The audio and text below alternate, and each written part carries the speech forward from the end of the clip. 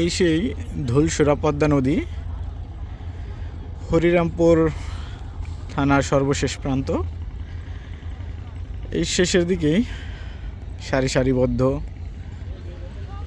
বলগেট, কিছু খালি আছে, কিছু ভরাটকৃত আছে।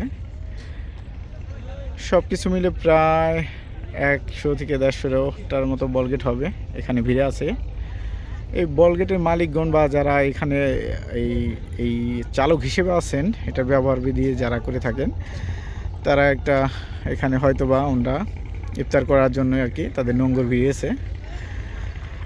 সেই জায়গাটায় বিগত দিনে আমরা একদিন এখানে ইফতার করেছি, আজকে আবার সেইটার পুনরাবৃত্তি আমরা করতে যাচ্ছি।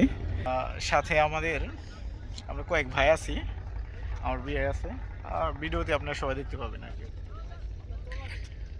এই জায়গাটা অত্যন্ত সুন্দর মনে হয় আমার কাছে, কারণ রোজা রাখার পর একটা ফ্রেশ একটা পরিবেশ বা মন চাইতে গেলে যেরকম লাগে, সেই জায়গাটা এখানে এসে আমি পাই আর কি। মূলত আমার খুব ভালো লাগে, মন ফ্রেশ হয়ে যায়, এরকম একটা জায়গা এটা। তো আমরা 4 জন আগে এসে পৌঁছেছি, পিছনে মিঠু ভাই আছে, লিটন আছে, আমাদের আনিস ভাই আছে, তারা পিছনে আসতেছে। আমরা এই যে আপাতত 4 জন আসছি, আগে যে সকল জিনিস নিয়ে আসছি সেটা আর কি প্রস্তুত করার জন্য, ইফতারি প্রস্তুত করার জন্য কাজ চলছে আর কি।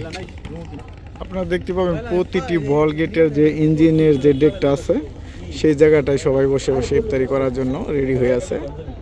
এই যে দেখেন, অনেকে আমাদের মতো বাইক নিয়ে আসছে, বাইক নিয়ে এসে এই বল গেটের উপর ইফতারি করার জন্য আসে। এই যে দেখেন এখানেও আছে, এই যে এখানে আছে, এইদিকেও আছে, ওই দেখেন সব বল গেটে সবাই বসে গেছে।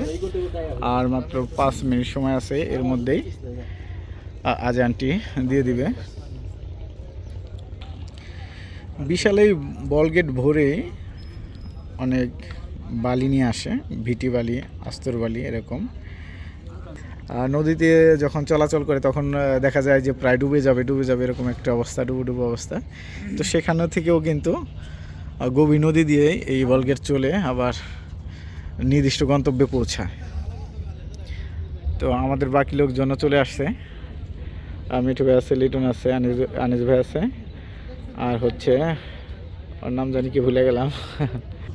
ভয়ানক অবস্থা, শুধু একটি কাঠের খণ্ড দিয়েই উঠে আসতে হয় এখানে আর কি। মিঠু ভাই আসতেছে,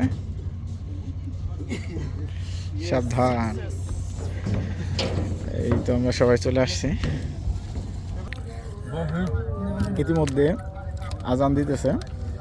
আমাদের এখনো সবকিছু প্রস্তুত হয়নি, কিন্তু তারপর আমরা ইফতারি খেজুর দিয়ে সেরে নিচ্ছি আর কি। ভাই ইফতার ছাড়েন না, রোজা না।